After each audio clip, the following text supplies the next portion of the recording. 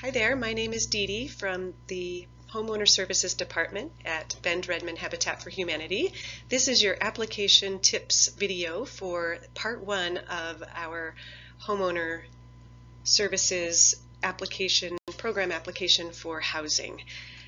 If we've worked with you as a client in the last year, we may have some of your financial information on file. However, we will still need you to submit your current information such as pay stubs and tax returns. See the checklist at the end of the application, and please do use this checklist as you submit all of the requested materials. We'll use part one application to determine if you're financially eligible for our program, and if you are, then you will receive notification either way, but you'll receive notification of part two, and we will give you part two application by email, and we will also have copies here in our office. Okay, let's look at page one and go section by section of the partnership program application. The very top, you're going to see, please put the date, and then you're going to see application for housing in Bend or Redmond. This application cycle is for the 27th Street townhomes in Bend, so you can check that Bend column. And you are eligible if you have lived or worked in Deschutes County for 1 year. That's one of the eligibility requirements.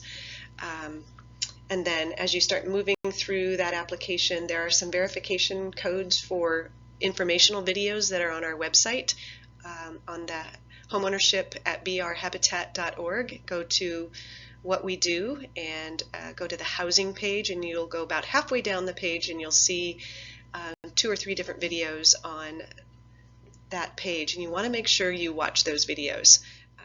If you can't find the verification code for video number 2, just go ahead and mark that you've watched it, but it is very important that you do watch both of those videos. Moving down the application in section 1, please be sure that we have an email address. That will be very important. But if there is a section that doesn't apply to you, then just write NA for not applicable in that section. And then moving on to page 2, mark all the boxes as they apply regarding your marital status, your nationality, and your education. That helps with some of our stats that we use for grants. And then your present address and mailing address if it is different. If you don't have a co-applicant on the form, then just go ahead and write NA in that section, and then we'll move on to the next page.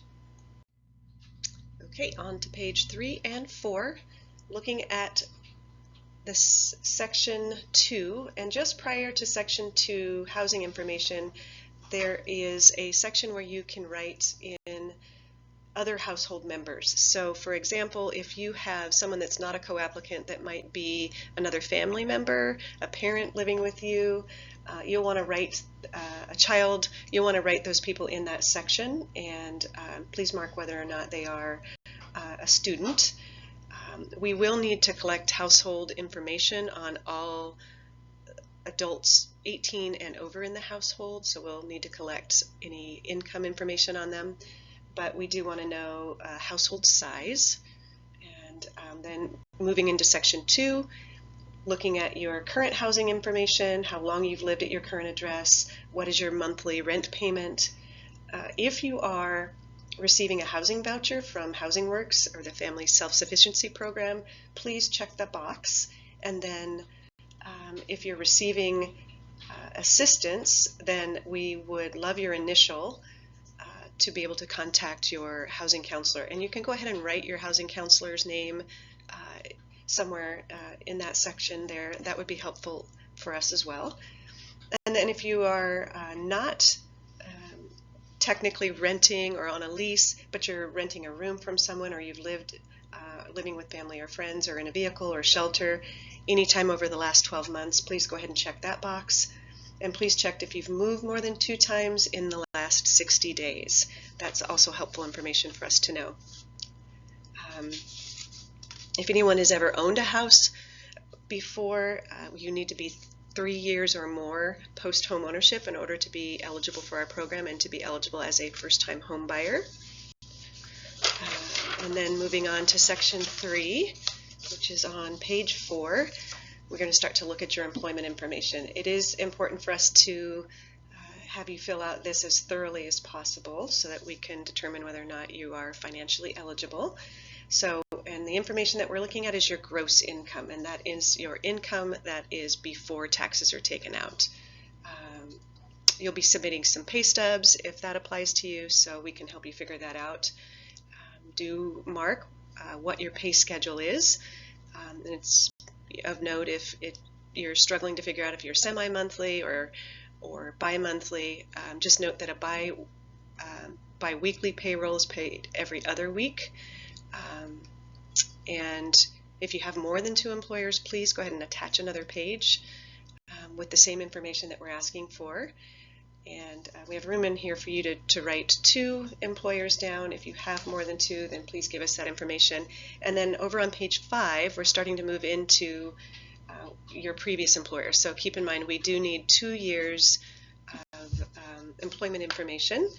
And then if you've had any gaps in income of more than a month, we're going to want to know about those gaps too. So there's room for you to write in your gaps and any reasons why you might have had those gaps.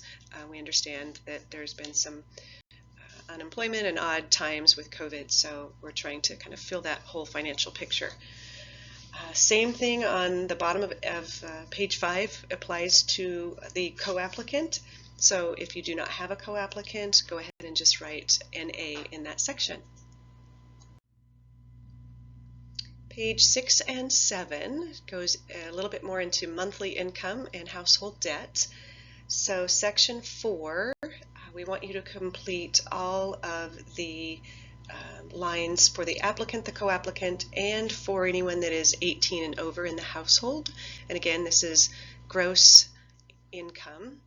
If you're on temporary and assistance, any SNAP benefits, go ahead, even though we don't use them as habitat to financially qualify you. That is helpful to know for need. So fill that in for anyone in the household, whether or not you're receiving any Social Security or disability income. You're going to want to fill those columns in as well. And then again, your housing voucher. And in that housing voucher section, go ahead and write how much assistance you receive for the voucher. And then in your rent section, then you're going to put in how much you personally pay towards the rent. The voucher can be used towards your permanent income for housing, so we're going to want to know a little bit more about that as well. And then moving over to page 7, there's a little bit more information on if you receive pension or retirement. We want to know that information as well. Whether or not you receive child support, then go ahead and fill that information in if it applies to you. In section 5, again for the applicant and the co-applicant, we're going to want to know about household debt. So things like your monthly payment go in the first column, and then the unpaid balance in the second column. If you have car payments, credit cards, if there's not enough room in the 3 spaces we've given you, then go ahead and write it in down below, or you can attach additional page. If you have any total medical debt, we want to know a little bit about your medical debt. Again, alimony, child support, if that is something you're paying out, that goes in the debt columns. And then if you're on student loans. One thing to note about student loans is that if you're on an income-based repayment plan, you can put your monthly payment. But if you're on a deferred student loan right now, which a lot of people are, the way most lenders look at that is that they will estimate 1 to 1.5% of the total of your student loans, and they will count that as your monthly debt. And in some cases, that can put most people over their debt to income ratio. So if you are looking to be income eligible for our program, we may want to talk with you further about being on an income-based repayment plan. So that might be something to start looking into. And then we'll move on to the next section. All right, page 7, 8, and 9, we're going to move into section 6, which is about your assets. If you had more than $20,000 in assets, you want to be sure that you watch the video that is on our home ownership page. and we don't want you to assume that you are immediately disqualified. We look at each person on an individual basis, and then we calculate your income based on your assets as well. So we'll talk with you more about that, and the video will explain that in more detail.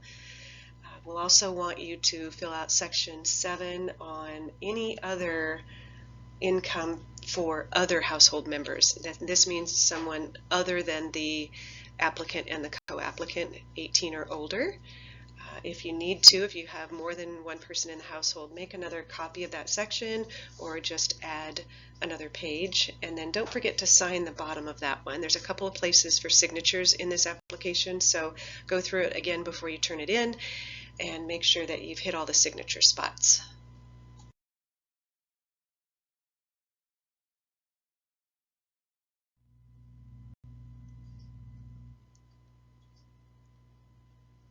All right, there's another page that is a little more detailed list of all of your assets. So include at the time of the date of this application your statement for your checking account, your savings account, the balances that you have, and any other, just go through that list, any other assets that might apply to you. Go ahead and get the amounts such as 401ks, and you want to attach any statements that you might have for those along with the other forms that you're turning in.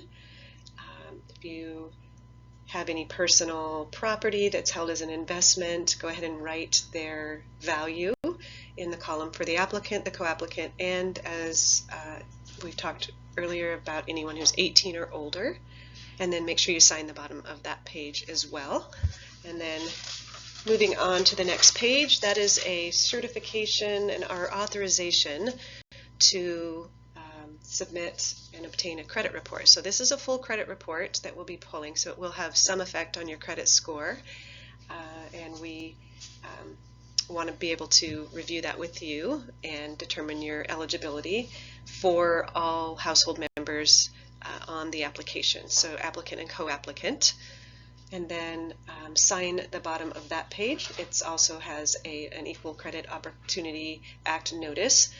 Read through that, make sure that that makes sense to you, and that you're also verifying that you are being honest about all the information that's on the application.